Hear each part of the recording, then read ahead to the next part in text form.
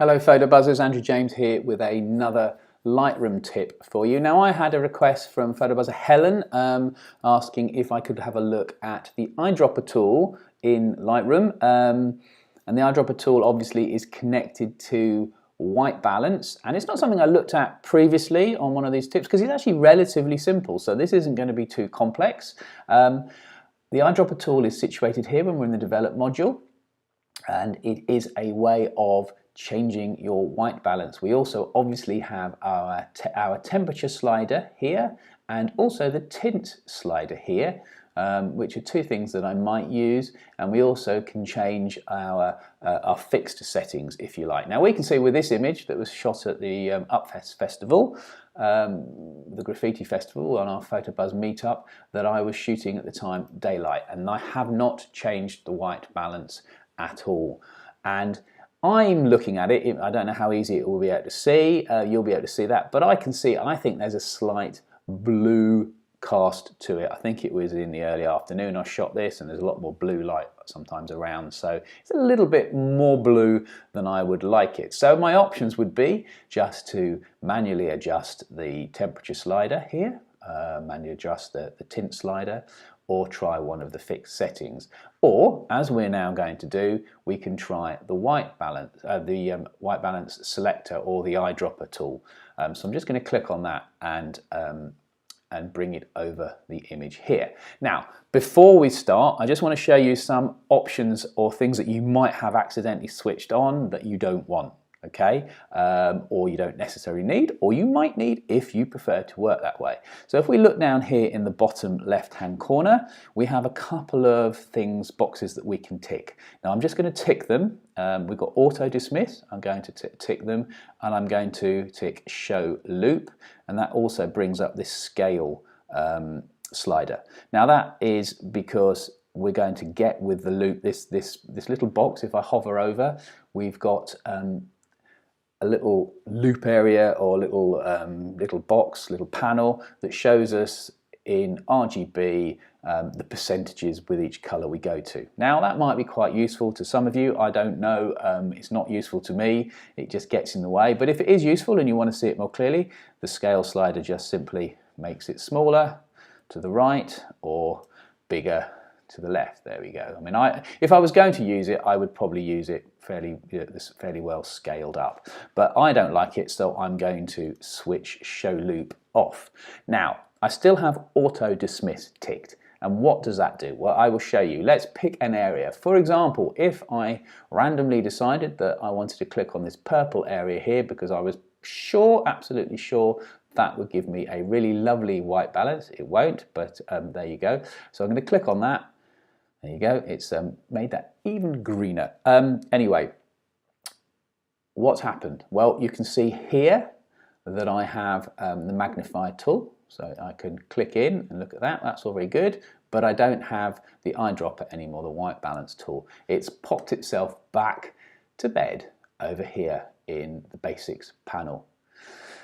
Now, if I want to use it again, I have to take it out of there, and then I have to click somewhere else to try another white balance, and it's put itself back to bed again. Now to me, it's kind of pretty pointless working that way, so I'm just going to select it again, and what I'm going to do is make sure auto dismiss is switched off, because now if I was to click around on this image, let's click on this blue area here, because this will give us a horrible there you go, look at that, lovely.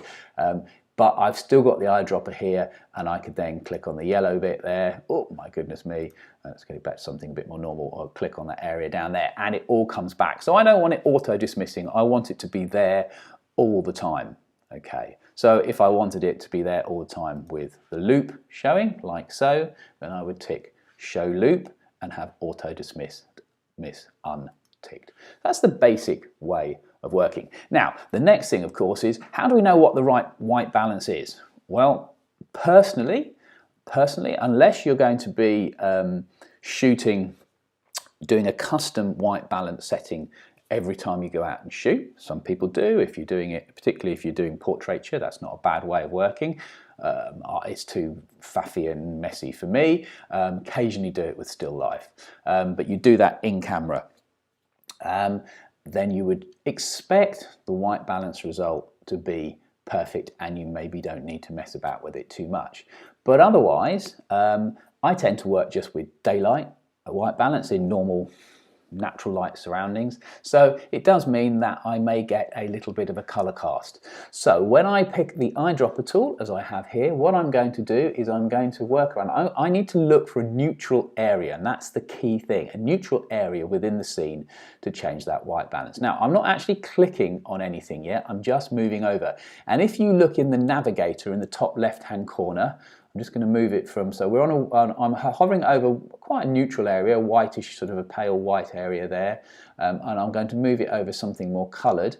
You can see that as I move, I'm going to move again down to some orange, there you go, look at that, and then move across to some pink. You can see that you're getting a preview in the navigator, which is actually quite useful if you want to work like that. Getting a message in, oh look, we've got BBC Response Media. And that's okay, nothing wrong with that, quite useful. But you might as well, in my opinion at this point, you might as well click, because if we click here on his shirt, we're not losing the eyedropper tool because we don't have auto dismiss ticked. And if we don't like it, if we think it's not quite right and doesn't look quite right to me, then I'm going to click somewhere else. Try the black, that's giving it a little bit too blue, too much of a blue area. I want a kind of a grey area, I think. Grey is always a really nice neutral colour. So I'm going to tick on the grey area.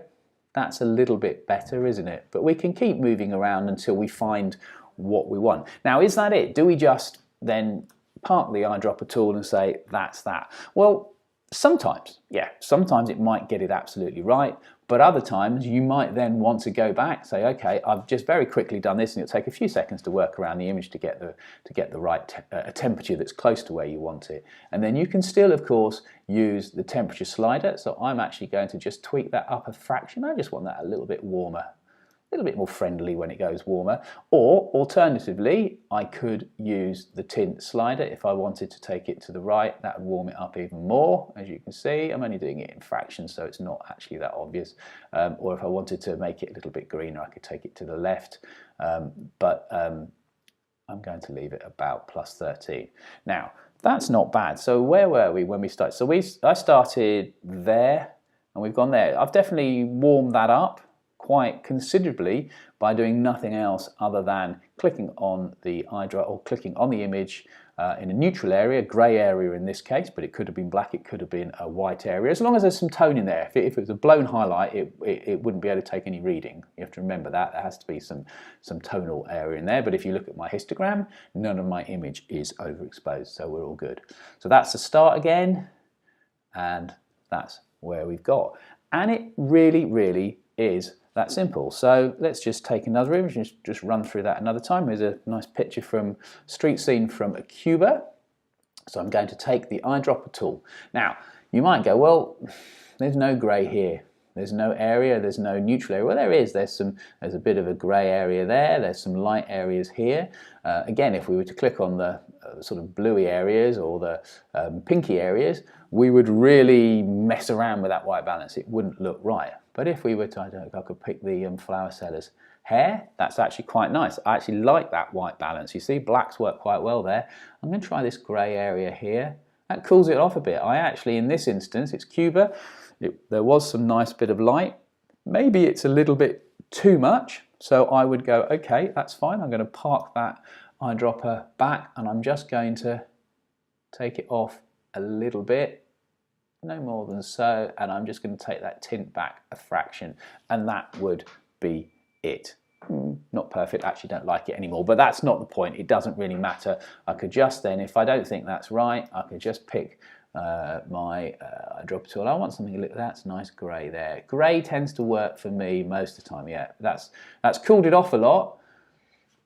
Maybe too much, so I could try somewhere else. There we go, look, that's about right. I think that's closer to what I was after, just this little sort of darker grey area here. So it's simply a question of looking for some of those neutral tones in an image and clicking on them to get somewhere where you are. Now, what if you don't have a neutral tone in your image? Well, Most images do actually. When you actually examine and look around, you will find a light area, white, pale area, or a dark or black area, or a grey area, generally in a tone. If you don't, and you can't get a balance with the eyedropper tool that you think works right, well, then simply go back to either the custom drop downs and then just tweak the temperature slider. You remember, the eyedropper tool might get it right straight away, but it might not. You might need to adapt a little bit. Okay, that's it. Signing off. See you later.